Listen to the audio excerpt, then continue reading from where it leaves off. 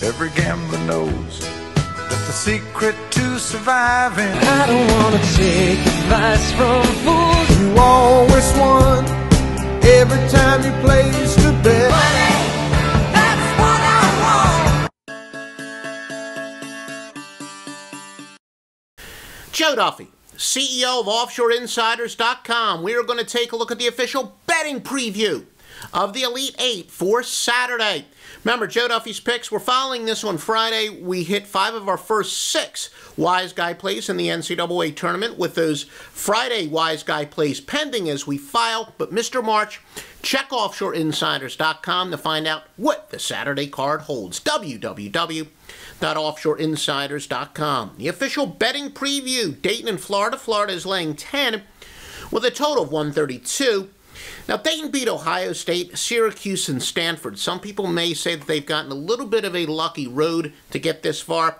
Ohio State, a very rare case. We always say you don't want to overplay intangibles when it comes to the NCAA tournament. Does one team really have more an advantage than the other as far as a motivational edge is concerned?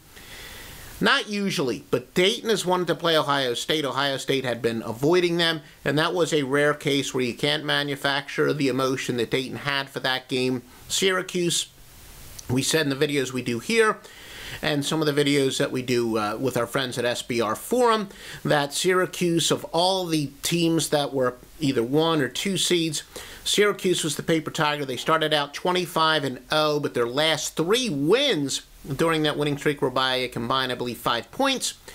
And then they went on that losing streak where they lost 5 of 7 to head into the NCAA tournament. Fact that Syracuse was upset. Look, if you could handpick which one of the high seeds that you wanted to play, it would have been Syracuse. And then Stanford, they lucked out. Okay, I'm going to admit, I had Stanford. So in my mind, Dayton beating Stanford was definitely an upset. Still, they beat a low-seeded team. They beat a 10th seed to get here. So has Dayton maybe gotten a little breaks as far as the scheduling is concerned? Quite frankly, yes. Florida, they struggled at Albany in the first game, but we were able to easily overlook that. Again, they had made so much about winning the SEC tournament. The seniors that they have on the team, they had won 3 regular season SEC titles, had never won the SEC tournament, so they certainly used a lot of emotion and energy in getting that, and the fact they came out flat against the number 16 seed, no big deal. But they've turned it up since, impressively beating both Pittsburgh and UCLA, and by the way, they were both winners.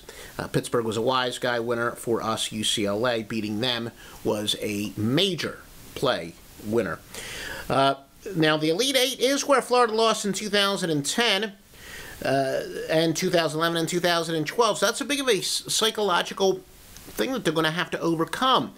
But somebody else might say, okay, you know, in a big spread, maybe that'll be more motivation for them to really blow out Dayton, their inferior opponent. So I would say, yes, if they were playing a highly seeded team, that it would maybe be a little bit of a disadvantage, knowing that they've lost 3 straight years in the Elite Eight. But you're right, now that they're playing a team that they're much more talent, maybe it'll be the motivation to put them over the top. So I don't really see any real edge there.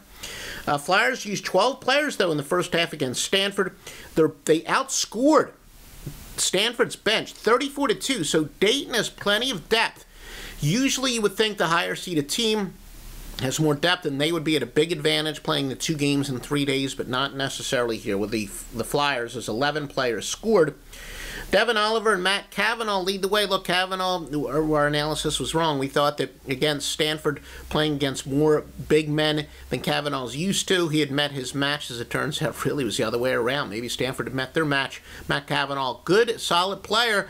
Thought, though, that Stanford would be able to beat them with numbers. I know that Dayton goes pretty deep at the center position too, but not really talent-wise. But Cavanaugh, a darn good player, and won't really have the height, depth, as much of a mismatch maybe that he had against Stanford, although there's no question that Florida's the better team than Stanford is from top to bottom. Devin Oliver's been pretty darn good from Dayton, but if there is truly a team from top to bottom that is in the Elite Eight, it would be Dayton. They don't have the star players, but boy, they have some good depth.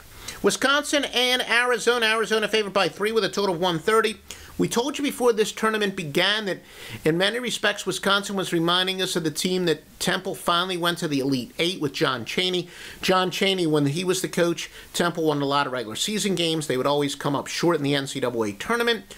Why? They didn't have enough offense. Defense will get you so far, but to win big games, you got to be able to score points. And Temple, the 1 year, John Chaney flat out says it's the worst defensive team he ever had, but he had some great offensive talent. It was the 1 year he went to the Elite Eight. Wisconsin, Bo Ryan, arguably one of the worst defenses he's had at Wisconsin, but one of the most offensive-oriented teams, and now all of a sudden Wisconsin could potentially go deeper than they ever have under Bo Ryan. I know Bo Ryan won 3 titles at Division III, I believe it was, maybe it was Division II, but this is probably going to be the most successful team he's had at Division I level, and that's because he finally can score. They've covered 4 of 5 since the Big Ten tournament, and 3 of those covers were by at least 13. Remember, we like to use that margin of cover to measure how far the odds makers may or may not be behind a team or ahead of a team, and this implies that Wisconsin is undervalued based on the margin of cover. But then again, quite frankly, and some of you might hear it use a sweat barometer by others, quite frankly, not that overwhelming. But when you're playing 2 games in 3 days, the recent play does really hold a little bit more weight than it would in the middle of the season where the games can be spread out. So the fact that Wisconsin has covered games by large margins lately, pretty significant. And again, recent play, more important, they're playing with just the 1-day rest. So the Badgers shot 52% from the floor, and they had assist on 18 of 26 field goals. So going against Arizona, which has the best defense in the country based on points per 100 possessions, maybe Wisconsin has that precision offense. Is this a case where, you know, Wisconsin's precision offense has finally met its match, or might be Arizona's defense biggest test of the year? Arizona only allows 88.4 points per 100 possessions, much better than Wisconsin at 97.2. Wisconsin, though, the edge on offense, 120.3 compared to 115.1 for Arizona. So good offense versus defense matchup. Remember, all the top sports service picks at offshoreinsiders.com, www.offshoreinsiders.com.